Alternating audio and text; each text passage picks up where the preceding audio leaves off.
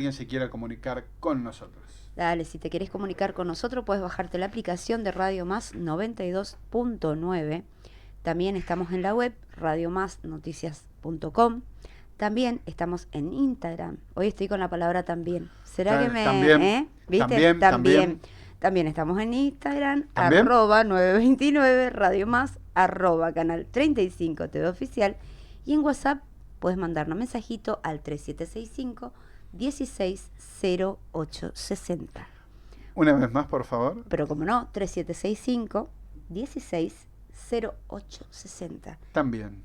3765 160860. Pero Me mal muchísimas acostumbré ya, ¿viste? Si él no me dice como, ¿viste? Ese que... El pie, necesitas el ¿viste? pie. ¿Qué onda? Quienes están de festejo y esperemos que se concrete, porque la verdad fue una buena noticia y te muestra que la lucha hace falta. Son los empleados del Garrahan. Uy, contame, ¿qué Sí, le pasó? ¿Algo bueno? Sí, parece que sí, hasta ahora da todo a entender que sí, es un histórico incremento del 61% de aumento en sus salarios. El triunfo del Garrahan es un aumento de un 61% y cumplimiento a medias de la ley de emergencia pediátrica. Trabajadores y trabajadoras del hospital pediátrico más importante del país celebraron el histórico incremento salarial para todas las categorías. Implementan la ley a pedazos. A través de un comunicado del hospital publicado por el Hospital Garrahan se confirmó un histórico aumento salarial para los y las trabajadoras. Según anunciaron, se trata de un incremento del 61% sobre el salario básico y primer cobro. Incluirá un retroactivo respecto al sueldo de octubre. Al mismo tiempo, desde el hospital aseguraron que el bono que reciben de 350.000 al personal no asistencial y de 450.000 al personal asistencial seguirá vigente. Sin admitirlo, implementan la ley de emergencia pediátrica de a pedazos, aseguraron desde el hospital. Se acaba de hacer público en el hospital, es un 61% a la asignación básica de los trabajadores del hospital. Hay otros ítems que están ligados a eso, por lo que el incremento repercute, como las horas extras, el plus por trabajar en área cerrada, en terapia por alta complejidad. El triunfo gigantesco en el país de las paritarias del 1%, una lucha con huelga de 6 meses, movilizaciones, asamblea general única con todos los trabajadores y un enorme apoyo popular ante un gobierno que quería levantar el principal hospital pediátrico argentino, dijo Alejandro Lipkovich, este portal representante de ATE del Garrahan. Algo bueno, ¿no? Algo sí, bueno. sí, Algunas cosas que veo que están por ahí, digamos, cambiando. No sé si usar esa palabra, pero bueno. Es que, a ver, no hay que tomar esto como, porque vi también en los comentarios que dicen, Milei no era solo promesa de campaña, está cumpliendo. No es que está cumpliendo. El Garrahan viene peleándola desde hace meses. No nos olvidemos que han sido gaseados, han sido golpeados. Entonces, este aumento al Garrahan no es ni gracias a Milei, ni gracias a la oposición que votó, ni nada. Es gracias principalmente a los trabajadores y las trabajadoras del Garrahan, que salieron, marcharon, se la bancaron, que se bancaron gases, que se bancaron represión. Golpes, humillaciones cuando se decía que no trabajaban. Y ahí estuvieron ellos. Entonces, si bien es cierto que si la oposición supo estar a la altura y un montón de diputados y senadores nacionales de distintas provincias estuvieron a la altura de la situación cuando llegaron los proyectos a la Cámara votando a favor del Garrahan, los principales responsables de este aumento son los propios trabajadores del Garrahan, porque son quienes llevaron adelante la lucha y se mantuvieron, y yo no sé si los destinos del Garrahan hubiesen sido los mismos en la Cámara si no estaban ellos defendiendo con el cuerpo lo que se decidía dentro de la Cámara. Se mantenían en silencio o así. si se hubiesen mantenido en silencio, si hubiesen reculado hace rato, si hubiesen abandonado la lucha, quizás los destinos hubiesen sido otros. Por eso, lo importante en caso de que, porque a ver, no voy a negar, está buena la noticia, pero yo hasta que no la vea concretada, me cuesta, ¿viste? No, hasta que no veo, no creo. Claro, me cuesta. Ojalá que sí posta, y ojalá que sea, porque se lo recontra merecen a ese 61% que pase al salario mínimo y ellos lo cobren y que nada, y que pasen a ganar lo que verdaderamente se merecen. Pero hasta que no lo vea concretado, por toda experiencia previa, me hace contarlo como una buena noticia en potencial. Claro. Y es parte también de, por ahí, de esas novedades que concuerdo 100% con vos cuando decís, o sea, se ganaron por la lucha y por derecho de años que Claro. seguramente están en papeles, porque es una miseria lo que cobran. Exactamente, y no nos olvidemos que también se fue mucha gente de Garrahan. Y sí, Se fue mucha gente de sí, Garrahan. sí, exactamente. Entonces es el primer paso, creo yo, en una, no sé si recompensa las palabras, pero en un triunfo Ujú.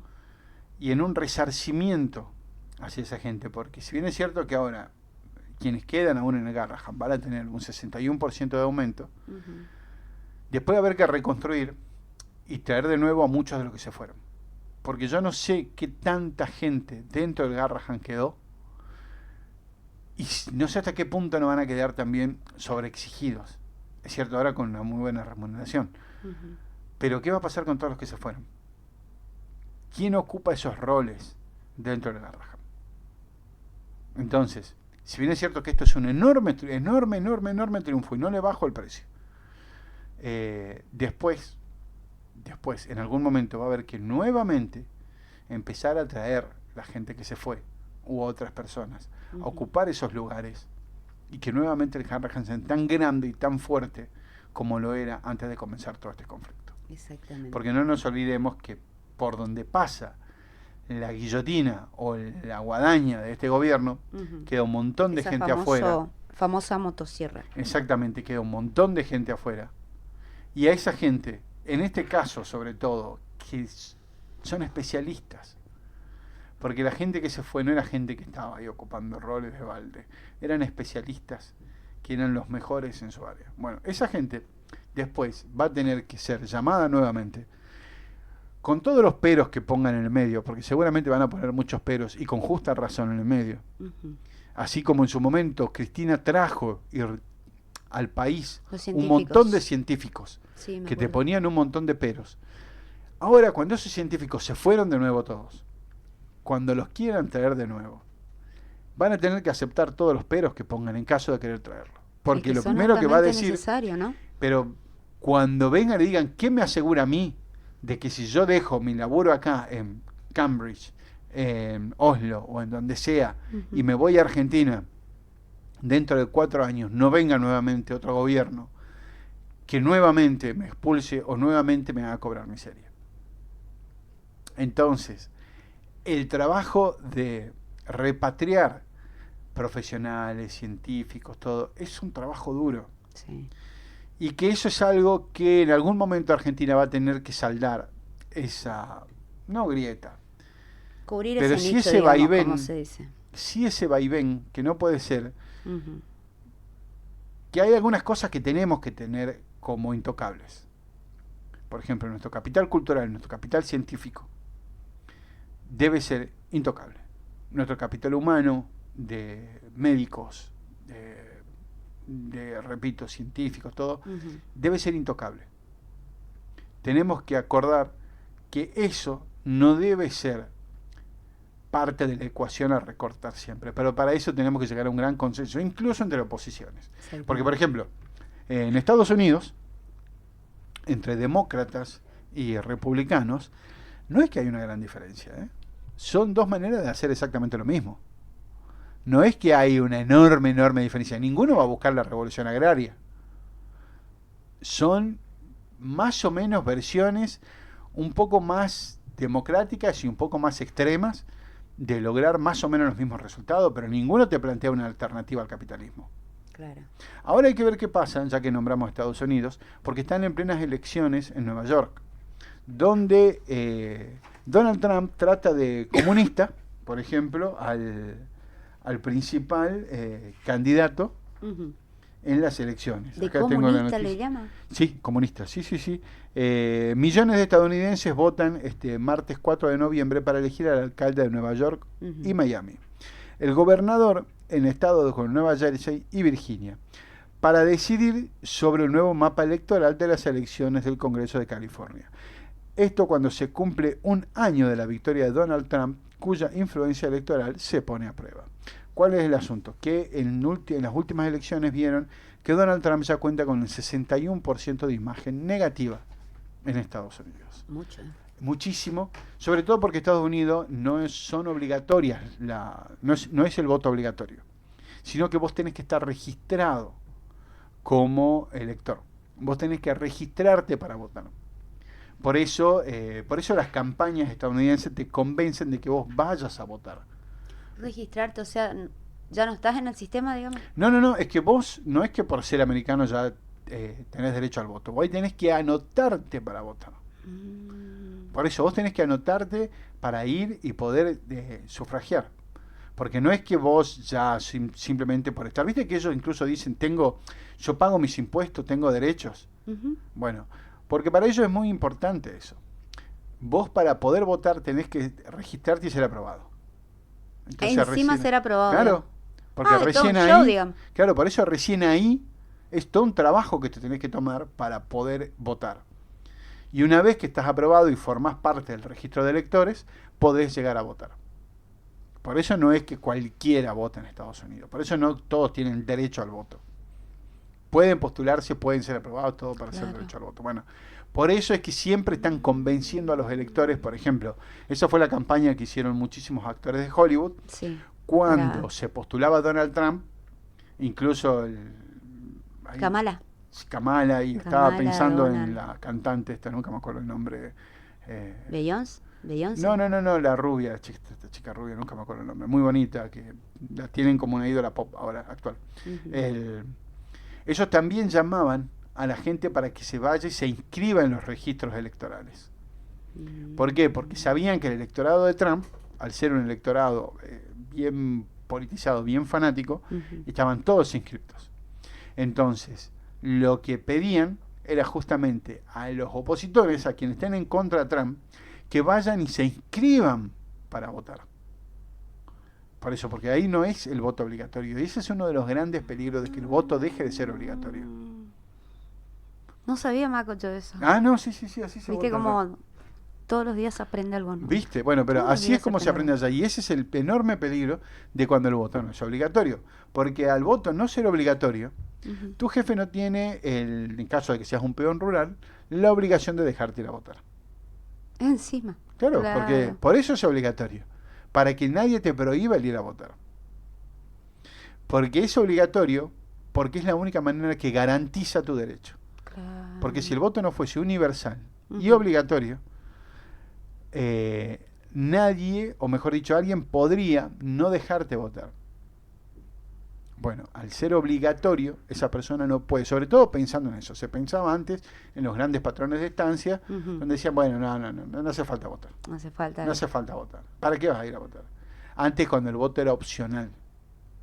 Y sabemos que si hay algo que caracteriza a los pobres, a muchos pobres, es la prisa por cuidar el bolsillo de los patrones. Entonces, cuando de repente el patrón le decía, no hace falta que vayas a votar. ¿Para qué vas a ir a votar? Es una tontera. Ahí lo que hacía era bajarle el precio, que es lo que después, casi siglos después, lo repitieron a través de los medios de comunicación y le bajaron, como ha sucedido hoy por hoy, le bajan el precio a ir a votar. ¿Para qué vas a ir a votar si eso no cambia nada? Dice un montón de gente. ¿Para qué voy a ir a votar si al otro día yo me tengo que levantar a trabajar igual? Sí, todo igual. Bien. Sí. Entonces, al ser obligatorio, vos tenés que ir a votar sí o sí. Pasa que en este sistema electoral nuestro también, las penas por no votar son irrisorias. Porque Claro. si no vas a votar, las multas son de 500 pesos. Sí, bajito. No es nada. Bajito. Una multa de 500 pesos, me Río de Janeiro. Yo no sé qué sale No hoy en sale ni día. siquiera un kilo de pan. Es que no sé qué sale hoy en día 500 pesos. No sé. Es muy poca plata. Sí ¿Qué querés que te... sí sé que no va a costar 500 pesos Ujú. las tarifas, porque el gobierno Mm, aprobó una suba de tarifas. Así novedades, que contame un agárrense de poco. las manos, diría el Puma Rodríguez, que se viene un aumento de todas las tarifas. El nuevo marco debía desregular el mercado para los grandes usuarios, pasarán a comprar su energía en el mercado spot, donde el precio negativo es en teoría más caro porque refleja un costo real de generación. Sin embargo, el debut del esquema muestra lo contrario. Los grandes usuarios pagan menos y los hogares más, mediante la resolución 434-2025 publicada en el boletín. Se fijó el precio estacional del verano. PES regirá desde el 1 de noviembre de 2025 al 30 de abril de 2026. El esquema se divide ahora en tres segmentos con efectos muy distintos. La demanda residual sube un 3,45% de octubre y se mantienen los subsidios. Comercios e industrias pequeñas quedarán pagando un 8% menos, pero los más beneficiados son los grandes usuarios, o sea, las grandes empresas, van a pagar por la energía un 11% menos que los hogares. Ah, encima ellos, los que más Claro, tienen los que pagan más tienen menos van a y pagar los que menos. menos Por eso tenemos pagamos más. vamos a pagar más, exactamente. Ajá. ¿Por qué? Porque en todos los hogares vamos a tener un incremento del 3,45%. Solamente en la luz, porque después también va a aumentar el gas, va a aumentar el agua y va a aumentar Claro, todo todo eso. porque hubo una suba de nafta y otra vez. Otra vez me acordé de vos, Por el Maco, cuando noven, decía, es por novena vez consecutiva. no tienen por qué justificar las subas ni siquiera avisar. Es que ya Ahí me acordé aumentaron, porque dije, qué raro que nos avisaron. es que incluso ya aumentaron ya anunciaron que aumentó la carne también. Ah, ya aumentó la carne también. Ya Y aumentó si la se carne. aumenta el gas, perdón. La nafta, También va a aumentar el gas, te aviso, ¿no? todo va a aumentar. Pero la carne también aumentó y se hablan de incrementos altísimos. Se hablan de incrementos altísimos para la carne. Donde incluso yo sigo a un carnicero ahí por redes que anunciaba que se van a venir aumento de la carne, que los mismos carniceros no pueden comprender por qué el incremento tan grande. O sea, vamos a seguir consumiendo carne importada. cada vez menos. Claro, y no nos olvidemos que eso incluso nosotros ya lo habíamos dicho acá. Porque en el momento en que convirtieron en legal la exportación de ganado en pie, dijimos, lo primero que va a pasar acá es cuando empiecen a exportar al exterior, va a aumentar acá el precio de la carne. Porque ¿por qué yo voy a vender al exterior a un precio diferido del de acá? Acá yo le pido que me paguen lo mismo que le pagan al exterior. Entonces se hablaban, Y si no, saco todo. claro, se hablaban de incluso a $14 el kilo de El carne. kilo. Exactamente. Entonces por eso se puede llegar a venir precios monstruosos para la carne. En otra noticia, por ejemplo, que tiene que ver con la economía argentina, el efecto bombos y platillos por los triunfos del Jabo Por la victoria. en el sí. mercado, principalmente, que al principio demostraron una suba enorme, una recuperación, porque no era la suba, porque vos veías, por ejemplo, que si bien subían las acciones, era una recuperación, porque había acciones que habían caído hasta el 70%, acuérdate. Y bueno, tuvieron subas del 20%, 20 y pico por ciento, pero sin embargo seguían quedando un 50% abajo. Bueno, los bonos en los mercados y las acciones volvieron a caer. Este martes los principales activos de la deuda privada arrancaron en rojo, con pérdidas de hasta el 4% para las acciones y más del 1% en los bonos.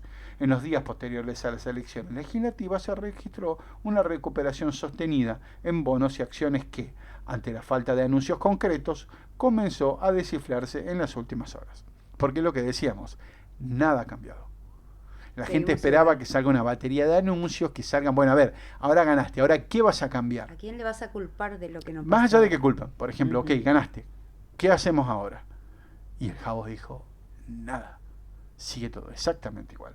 Entonces las acciones empezaron a caer. Este martes los principales activos de la deuda y privado arrancaron en rojo con pérdidas de un 4%, como habíamos dicho. En una clara toma de ganancias, los bonos y las acciones irrumpieron una seguidilla de jornadas con fuertes subas. El martes, tanto los bonos soberanos en dólares como las acciones líderes, sufren caídas generalizadas en producto de lo que sería una esperable toma de ganancia luego del impulso anímico del humor inversor tras la victoria de la Libertad Avanza en las elecciones de medio término. Tras una de las mejores semanas de su historia, el Merval comenzó el lunes con el pie derecho y avanzar en 2,2 o hasta el 2,4 en dólares. De esta forma, se ubica apenas un 14,3% debajo de su máximo histórico alcanzado en enero del 4,22 y al cierre del 2024. La mejora resultó más notable si se considera que el viernes previo a las elecciones de medio término el índice acumulaba una caída del 38,1%, explican desde el portfolio personal. Pero ahí está el tema. Cuando el mercado esperaba que después de un triunfo tan fuerte como esto, el gobierno nacional y sobre todo desde el área de economía saliesen a mostrar acciones concretas que beneficien a los capitales, sobre todo a las empresas y a las industrias, porque decían, bueno, a ver, ahora acaban de triunfar, pueden hacer lo que quieran. Desde el gobierno nacional salieron a no decir nada. Y es porque, como habíamos dicho acá, la política va a seguir siendo la misma. Las empresas van a seguir estando supeditadas netamente a la principal industria que le interesa a este gobierno, que es la industria financiera, la famosa timba, que ya a esta altura sabemos que ni siquiera es una timba, es una inversión absolutamente sustentada por el Estado. Porque cuando el Estado se compromete a pagarte lo que sea, digamos, en intereses enormes, a todas las cosas que vos vayas comprando, las monedas que vos vayas comprando, si invertís en dólares, todo principalmente en dólar, eso ya no es un riesgo, es una inversión segura. Porque vos decís, más sí, yo compro los dólares que tengas y total, cuando yo me quiera retirar, el Estado me va a pagar al precio que sea. Y es lo que está pasando. Por eso también llamaba tanto la atención que venga Scott Bessent y todo lo demás a invertir acá. Bueno, esa es la principal industria. Todas las demás empresas siguen en picada porque saben que este gobierno no va a priorizar la industria argentina. Entonces, sigue planteando un escenario de crisis para todas las grandes, medianas y pequeñas empresas en nuestro país. Y nos vamos ahora a la